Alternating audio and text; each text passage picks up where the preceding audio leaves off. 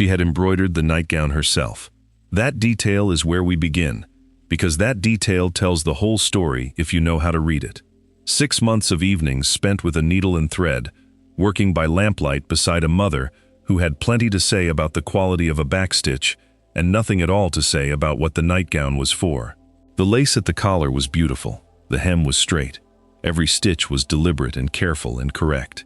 She could describe the thread count of the cotton, the pattern of the embroidery, the exact shade of white she had chosen from the linen draper's counter. She could not describe what would happen to her body inside it. Not because she was stupid, because every person and every institution she had ever encountered had made certain she would not find out until it was too late to change her mind. By the end of this video, you will understand exactly how that ignorance was built, who built it, what it cost, and why the women who survived their first night of marriage almost never spoke of it again. This is Dreadful History Files, and this particular history is one that Victorian England spent a century trying to make sure nobody would ever tell. Start with what she actually knew on the morning of her wedding, because the gap between what she knew and what was about to happen to her is the first thing that needs to be understood clearly. She knew how to manage a household. She had been trained in this, with the same rigor that her brothers had been trained in Latin. She knew how to direct servants, plan a weekly menu, manage a household budget, write a letter of introduction, receive a morning caller in the correct room at the correct hour, wearing the correct dress. She knew which fork to use at a formal dinner. She knew how to arrange flowers for a table setting. She knew how to enter a room, how to leave a room, how to sit in a room without appearing to be doing nothing, while in fact doing nothing. She had been educated, in other words, to an extraordinarily high standard in everything that did not matter on the night she was about to face, and to no standard at all in the one thing that did. This was not an accident of the curriculum. It was the curriculum. The marriage manuals that a Victorian bride might have consulted, had she known they existed, and had she been brave enough to seek one out, were monuments to the art of saying nothing, while appearing to say something. William Andrus Alcott published The Young Wife, or Duties of Woman in the Marriage Relation, in 1837, a book that ran to several hundred pages and managed, across all of them, to address what happened between a husband and wife in their bedroom with the directness of a man describing a landscape he had only ever seen through heavy fog. The wedding night was not mentioned. The physical act was not addressed. What Alcott offered instead was page after page on household economy, on the management of servants, on the wife's duty to maintain a cheerful disposition in the presence of her husband regardless of her own internal weather. The book's silence on the subject of intimacy was not a gap in the text. It was the text's central operating principle. A woman who read it from cover to cover came away knowing exactly how to fold linen and precisely nothing about what would happen to her body after the linen was folded and the candles were lit and the bedroom door was closed. The medical establishment had its own contribution to this architecture of silence, and its contribution was, if anything, more damaging than the marriage manuals, because the medical establishment carried the authority of science. In 1857, a physician named William Acton published The Functions and Disorders of the Reproductive Organs, a text that would shape how Victorian medicine understood women for the next 4 decades. Acton's central position, stated with the confidence of a man who had never once paused to question whether his confidence was warranted, was that the majority of women, happily for them, were not very much troubled with sexual feeling of any kind. He acknowledged that some few women might experience desire, the way one might acknowledge that some few people are struck by lightning, as a statistical anomaly rather than a feature of the species. The implication was clear. If respectable women felt nothing, then there was nothing to prepare them for. There was nothing to explain, nothing to warn them about, nothing to discuss. The bride's ignorance was not a failure of the system. It was the system's intended outcome, endorsed by the most prominent gynecological authority of the era, and repeated in consulting rooms across Britain for decades. What Acton had done, in the language of medical authority, was provide the entire culture with permission to say nothing. And the culture accepted that permission with considerable enthusiasm. If you are watching this channel for the first time, subscribe now, because what follows is the kind of history that the comfortable version of the past was specifically designed to erase.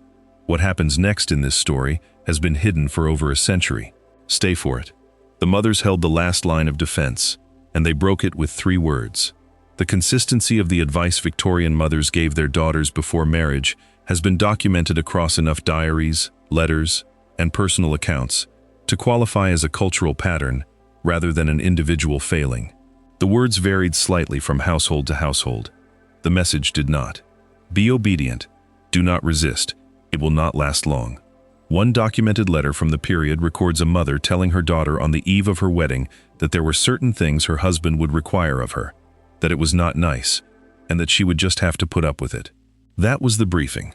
That was the complete transfer of knowledge from one generation of women to the next on the subject of what marriage would physically demand of them.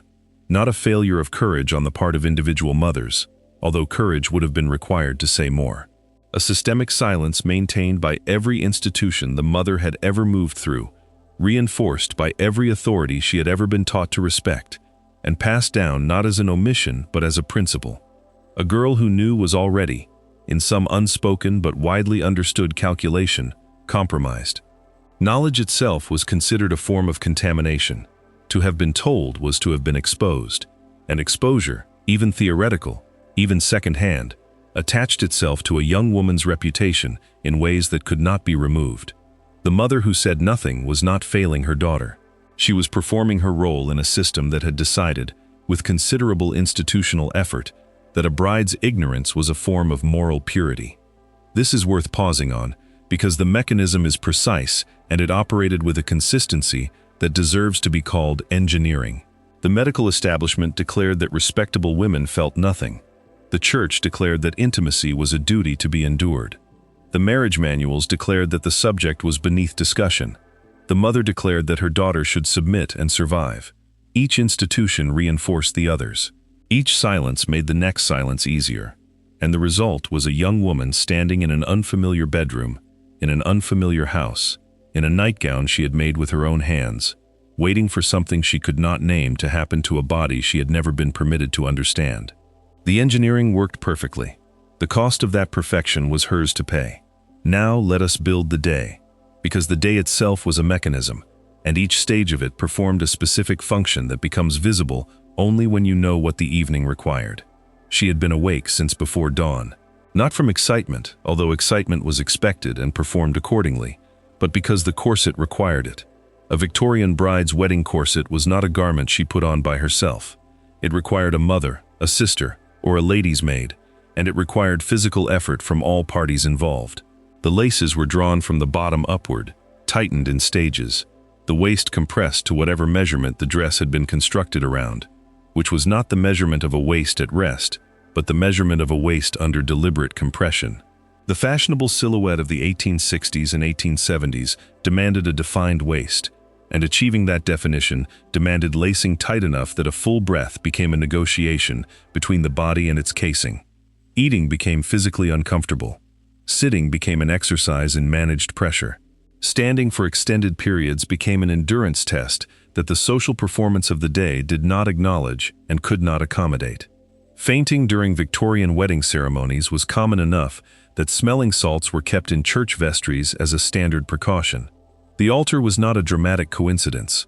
It was the predictable point at which a body that had eaten almost nothing since the previous evening, corseted since dawn, standing in a church heated by candles and filled with perfume and wool and the collective warmth of 40 to 60 guests, finally reached the limit of what restricted lungs and an empty stomach could sustain. The bride who fainted at the altar was not overcome by emotion.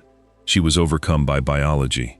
The two explanations were treated as interchangeable by the culture, which preferred the romantic version and had no interest in examining the mechanical one. The ceremony itself lasted roughly 30 minutes, and within those 30 minutes, a legal transformation occurred that the vows described in the language of devotion and the law enforced with the machinery of property transfer. The bride spoke the word obey. This was not a poetic flourish. It was a legal statement made before witnesses and recorded in a register that gave it the force of contract. Under the doctrine of coverture, which governed married women's legal status throughout most of the Victorian era, a woman's legal identity ceased to exist as a separate entity upon marriage. It merged with her husband's. William Blackstone, in his commentaries on the laws of England, had described the principle with elegant brutality. Husband and wife were one person in the law, and that person was the husband. What this meant in practice was comprehensive. She could no longer own property independently. Any property she had brought into the marriage, any inheritance she received during it, any wages she earned within it, belonged to her husband. She could not sign contracts. She could not keep her own earnings. She could not sue or be sued independently. She had, in the space of a 30-minute ceremony performed in the language of love, exchanged her legal personhood for a wedding ring. The Married Women's Property Act of 1870 would begin to address some of these provisions, and the more comprehensive Act of 1882 would go further. But for the women marrying in the 1860s and early 1870s, the legal landscape was largely unchanged from what it had been for generations. She stood at the altar as a person. She left it as an extension of the man beside her. The vows called it union. The law called it absorption. The wedding breakfast followed. This was not breakfast in any meaningful sense. It was a midday gathering of relatives and selected friends, consuming cold meats, cake, and champagne, and performing the specific social ritual of not acknowledging what everyone in the room was collectively aware of. The clock was moving toward an event that the entire gathering understood and that nobody would name. The bride ate almost nothing, partly because the corset made eating difficult, partly because something for which she had no vocabulary and no framework was approaching, and the approach generated a physical response that the culture had not given her permission to recognize, let alone manage. The toasts were made. The cake was cut. The cheerfulness in the room was manufactured with a precision that would have been impressive if it were not also functioning as the final layer of silence applied to a young woman who was about to need honesty more than she had ever needed anything in her life. At some point in the afternoon, the female relatives took her upstairs. This was the tradition. The women of the family escorted the bride to the bridal chamber, helped her out of the wedding dress, and assisted her into the nightgown. The nightgown she had been stitching by lamplight for months. All that careful needlework, all those hours of preparation, poured into thread and linen because there was nowhere else for it to go. Nothing else she was permitted to prepare for. Nothing anyone had given her the words to prepare for. The female relatives kissed her forehead. They filed out of the room. The door closed. She sat at the edge of an unfamiliar bed in an unfamiliar house, and everything she had been prepared for was already behind her. What she had not been prepared for was directly ahead. What the advice books of the era actually told husbands about this moment reveals, with uncomfortable precision, exactly how clearly the system understood what it was producing, while choosing to produce it anyway. Dr. Charles A. Hoff, who published Highways and Byways to Health in 1887, described the bride as the fair creature who lies by his side, wondering what fate has in store for her trembling modesty. The language is revealing. Fate, trembling, wondering. The bride was understood, by the medical experts advising her husband, to be frightened and ignorant. This was not a surprise to anyone. It was the expected condition, documented in their own professional literature. And the expected condition was not treated as a problem to be solved, but as a feature to be managed. George W. Hudson, writing in the Marriage Guide for Young Men in 1883, was more explicit about the psychological dimension. He noted, with more perception than most of his contemporaries, that the bride was not merely physically unprepared, but psychologically surrendering her last remaining autonomy. It will be quite a shock to feminine modesty, he wrote, when she, a pure-minded maiden, shall be called upon to lie down in the same bed with a man. Hudson understood that the wedding night was not merely a physical event. It was a power transfer. The last piece of independence she possessed, the sovereignty over her own body, was being formally and permanently surrendered. Hudson named this. He did not propose any alternative to it. Sylvanus Stall, who published What a Young Husband Ought to Know in 1899, was blunter still about the consequences of what happened when a bride's carefully maintained ignorance collided with a husband's expectations. Many otherwise kind men, Stall wrote, had become possessed with the thought that every right was theirs immediately, and in their inconsiderate, rapacious passion, in the speedy consummation of marriage, at whatever cost of pain or wounded feeling, they well nigh wrecked the after-happiness of both in the first days of their united lives. Stall was writing at the end of the century, after decades during which this pattern had repeated itself with the regularity of a manufacturing process. He was not describing an aberration. He was describing the standard output of a system that had systematically ensured one party knew nothing and given the other party every legal right to proceed regardless. Dr. Virgil Primrose English, a name so perfectly suited to its owner's profession that it reads like satire but was entirely real, published The Doctor's Plain Talk to Young Men in 1895. His description of what happened when a bride's ignorance met a husband's experience, particularly a husband whose prior experience had been with women in the sex trade, is one of the most revealing passages in Victorian medical literature. The husband, English explained, assumed that the behavior of paid women was indicative of all women. His manner was more or less rough and decidedly thoughtless, and when the bride displayed evidence of pain, he thought she was trying to deceive him, and he persevered with redoubled persistence. That sentence requires no commentary. It documents itself. Mrs. E.B. Duffy, one of the few women who published advice on marriage during this period, wrote in The Relations of the Sexes that the husband who acted with impatience on the wedding night would create, in her words, a woman who would hate him for the rest of her life. The husband, Duffy wrote, would have only himself to blame if he found himself bound for life to an apathetic, unresponsive wife. Duffy was describing a predictable chain of cause and effect. The system manufactured ignorant brides. The system gave their husbands unrestricted legal access. The system then expressed puzzlement when the marriages it had engineered produced exactly the outcomes its own design guaranteed. The room where this happened deserves attention, because the room was not a backdrop. It was a participant. Most of what you have just heard was deliberately excluded from the official histories of this era. If you believe these stories deserve to be told, leave a comment below. Tell me which part you did not know. Your engagement is what keeps dreadful history files telling the stories that the comfortable version of history erased. A middle-class bridal chamber in London in the 1860s or 1870s was a small room, typically at the back of the house, furnished with a bed, a washstand, a wardrobe, and a fireplace. Someone, a maid most likely, had come up before the wedding breakfast ended, lit the coals, placed fresh water on the washstand, and set candles at intervals around the room. The space had been dressed to suggest romance. What it communicated to a young woman standing in it alone for the first time was something considerably closer to finality. The air in that room carried the bass note of every Victorian interior, which was cold coal smoke. The fire that heated the space also filled it with a low, persistent scent that the curtains absorbed, the bedding absorbed, and the wallpaper held for years. Add to that the smell of tallow candles, the faint residue of gas lighting from the hallway, and the particular stuffiness of a room with closed windows, in a city where opening windows meant admitting the coal-thickened air of the street outside. The chamber pot was beneath the bed. Its presence was universal, unremarkable, and acknowledged by no one. Indoor plumbing existed in London by this period, but was inconsistent and not present in every household. The chamber pot was the practical solution, used by both parties, and invisible in every account of the wedding night that was ever written for public consumption.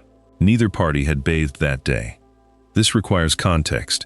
Bathing in the 1860s and 1870s was a weekly event at best, requiring water heated on a stove and carried upstairs in jugs, poured into a metal tub, and completed before the water cooled.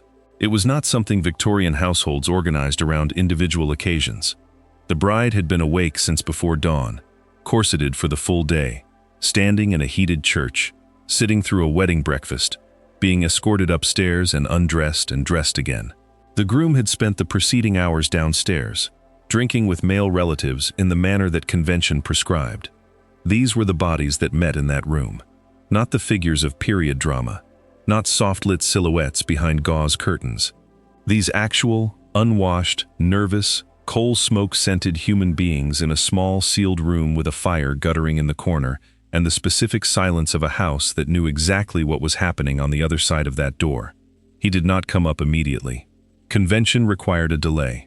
The husband was expected to give his new wife time to settle, to compose herself, to complete whatever private preparations were needed.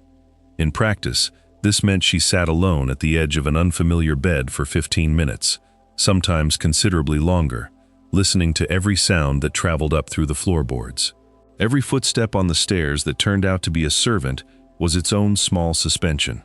When he arrived, he knocked. This detail appears in enough period accounts to be considered convention rather than courtesy.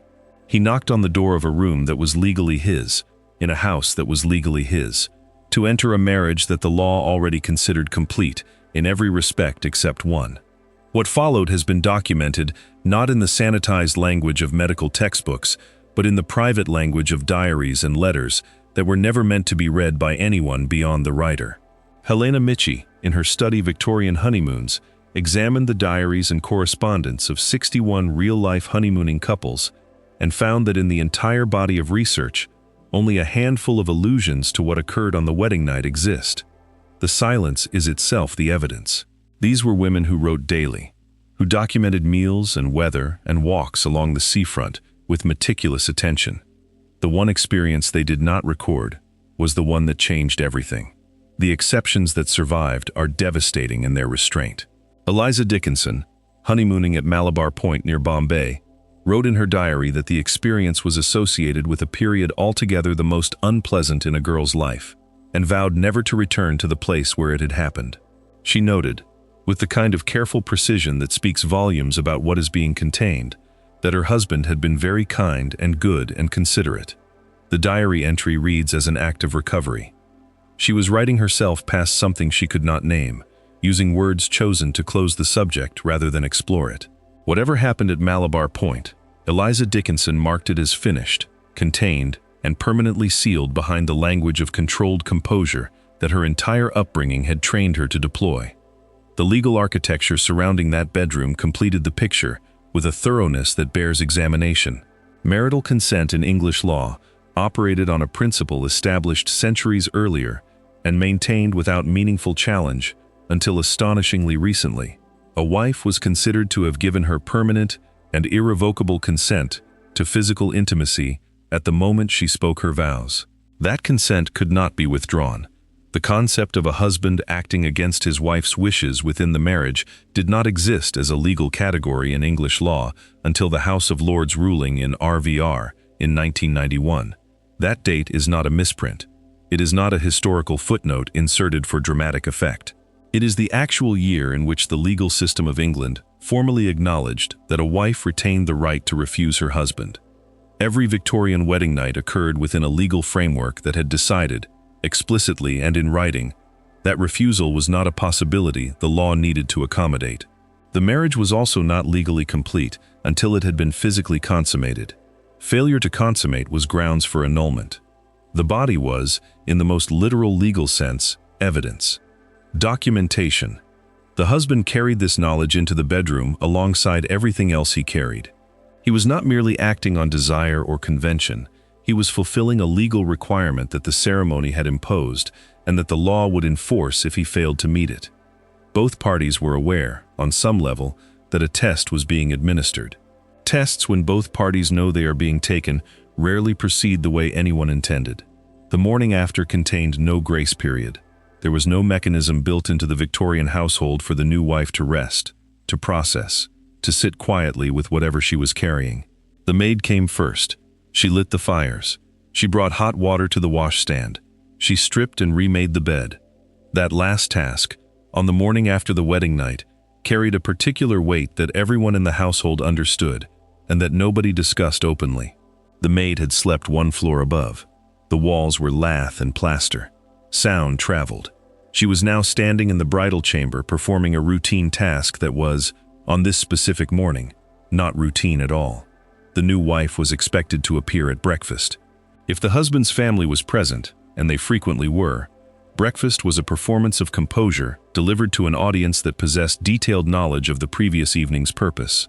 She was expected to eat. She was expected to answer questions about whether she had slept well. She was expected to smile. The performance began the morning after the wedding, and it did not end until the marriage did, which under Victorian law meant it did not end at all. The honeymoon that followed, for those who could afford one, was not what the word suggests to a modern ear. Helena Michie's research documented that Victorian honeymoons lasted from 2 weeks to 3 months, and were frequently the first occasion on which the couple had ever spent time alone together. Brighton was common, the Lake District for those with romantic inclinations, seaside towns along the coast. They took walks, ate meals in dining rooms alongside other honeymooning couples performing the same careful composure, and returned each evening to a continuation of what the wedding night had begun. Different rooms, same reality. The honeymoon was the period during which the bride was expected to adjust. Adjustment was the word the culture used. What the word actually described was a process of learning to live inside an experience she had never been told was coming, performed upon a body she had never been permitted to understand, by a person she had spent at most a dozen chaperoned evenings with before the law gave him unrestricted access. The adjustment was hers to make. The system that had manufactured the need for adjustment did not adjust itself at all. The letters home from newly married women have survived in family collections and historical archives in considerable numbers. Reading them is an exercise in a particular kind of attention, because what those letters contain is almost always less revealing than what they do not. The tone is dutiful. The sentences are controlled. The new wife describes the house, the weather, the seaside walks. She mentions her husband with careful neutrality. What she does not say fills the spaces between the lines with a silence that, once you learn to hear it, becomes deafening. She had no language for what had happened. She had no safe person to tell. She had no vocabulary that the culture had been willing to supply. And so the truth of it sat behind every carefully formed sentence, like a room behind a locked door, present and permanent, and never acknowledged by the house that contained it. The women who could not manage the performance were given a diagnosis. The medical establishment, having spent decades ensuring that brides arrived at marriage in total ignorance, now stood ready to treat the consequences of that ignorance as pathology. Hysteria was the category. The symptoms were defined broadly enough to accommodate almost any form of female distress: refusal of domestic duties, excessive emotion, persistent low spirits, physical aversion to the marriage bed. The treatments ranged from enforced bed rest to laudanum prescriptions that produced dependency without resolution. In the most severe cases, women were committed to asylums.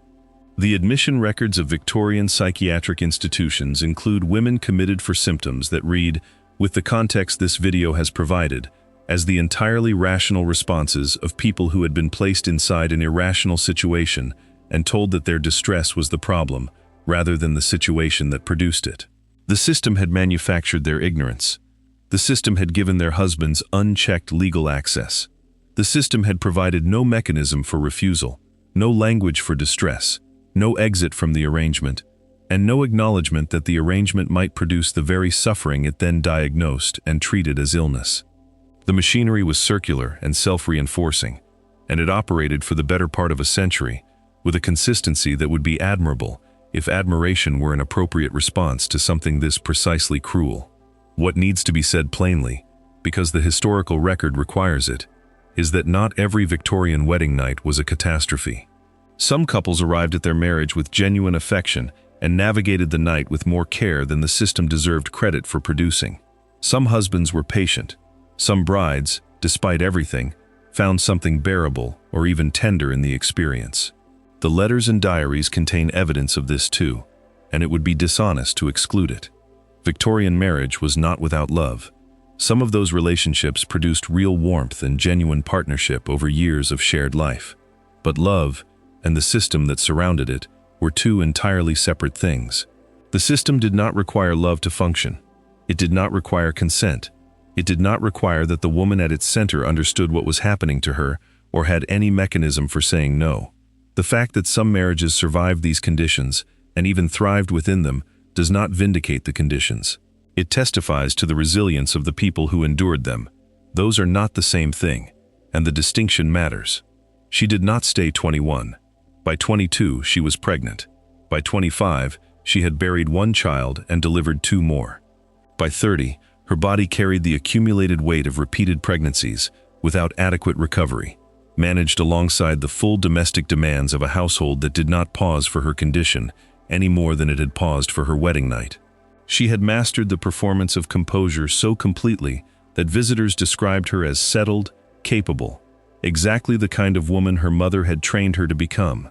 They meant it as a compliment. She accepted it as one, because she had learned, as Victorian wives learned, that survival and contentment were close enough in appearance that nobody looked for the difference. The nightgown she had embroidered was folded in a drawer.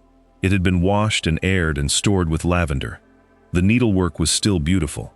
It had outlasted everything else about that first night. Everything except the silence, which had outlasted everything. Victorian society called it the most sacred night of a woman's life. The women who lived through it called it almost nothing, because the system that had placed them there had also taken from them the one thing they needed most. Not comfort, not even kindness, words. The language to say what had happened to them, and a world willing to listen if they did. They deserved better. The world they left behind is still learning how to give it. Subscribe to Dreadful History Files. The past was not what they told you it was, and the next video proves it.